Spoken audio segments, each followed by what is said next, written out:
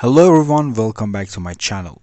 Today we're putting two of the most popular AI coding agents head to head, Windsurf versus Cursor. Both promise to make coding faster, smarter, and easier. But which one actually delivers the best results?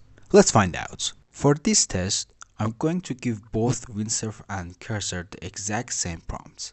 I asked them to build a landing page for an online store, and we will see which one performs better in terms of code quality and speed.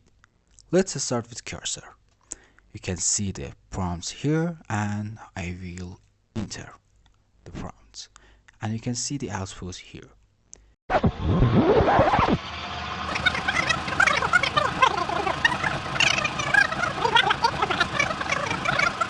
So it's actually finished its job, and we can see it looks beautiful. It's use a term and make a simple store websites.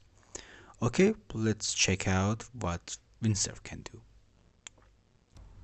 For Windsurf, I actually tried 3 times, and in first 2 try, Windsurf failed me badly because in first try, it even tried to create another next app in my next app. So I forced to describe my application to Windsurf to make it works better. So let's see what it can do then.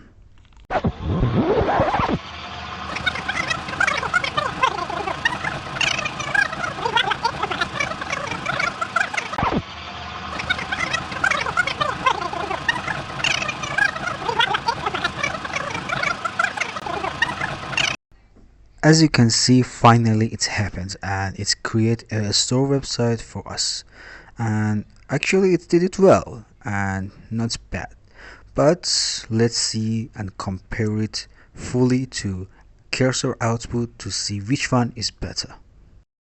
As you can see, both of them did great and create two cool websites for our shopping store, but I think Cursor did it a little better. What's your idea? Tell me in the comments, and don't forget to like and subscribe. It means a lot to me. Thank you for watching.